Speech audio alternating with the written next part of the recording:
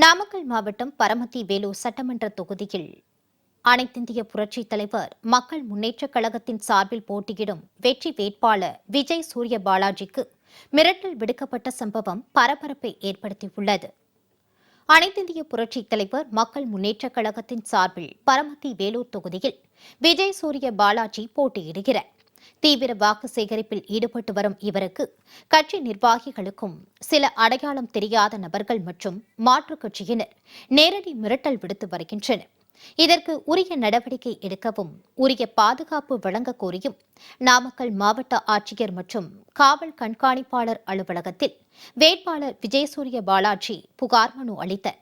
பின்னர் செய்தியாளர்களிடம் பேசிய வேட்பாளர் விஜயசூரிய பாலாஜி, சின்னம்மாவின் ஆசி பெற்று போட்டியிடும் எனக்கு மக்களிடம் அமோக வரவேற்பு கிடைப்பதை பொறுக்க முடியாமல் சிலர் மிரட்டல் விடுப்பதாகவும், இதுபோன்ற மிரட்டல்களுக்கு அஞ்ச மாட்டோம், விரைவில் சின்னம்மா இங்கு வருகை தந்து உரிய பதிலடி கொடுப்பார் என்றும் தெரிவித்தார்.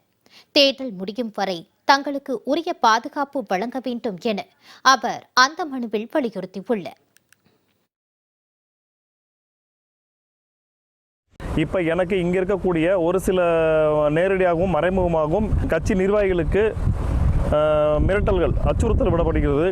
இது சம்பந்தமாக நாங்கள் நாமக்கல் மாவட்டம் காவல்துறை கண்காணிப்பு மேடம் பார்க்கறதுக்காக நாங்கள் வந்திருக்கிறோம். அது சம்மந்தப்பட்ட மனு இங்கே கொடுத்துருக்கோம். நாங்கள் இதை உடனடியாக எங்களுக்கும் எங்கள் கட்சி நிர்வாகிகளுக்கும் மாவட்ட பொறுப்பாளர்களும் மாவட்ட நிர்வாகிகள் எல்லாத்துக்கும் உரிய பாதுகாப்பு வழங்குமாறு தேர்தல் ஆணையரிடம் வேண்டி கேட்டுக்கொள்கிறோம். நேரடியாக அச்சுறுத்தல் பண்ணுறாங்க. இப்படின்னா பண்ணிட்டு இருந்தீங்கன்னா உங்களை நைட்டுக்குள்ள நாங்கள் என்ன பண்ணுவோம், எங்களுக்கு இப்படி பண்ணுவோம் அப்படி பண்ணுவோம் அப்படிங்கிற மாதிரி சில விஷயங்களில் நம்ம கொலை மிரட்டல் விடுற மாதிரி சில விஷயங்களை பண்ணிட்டு இருக்கிறாங்க.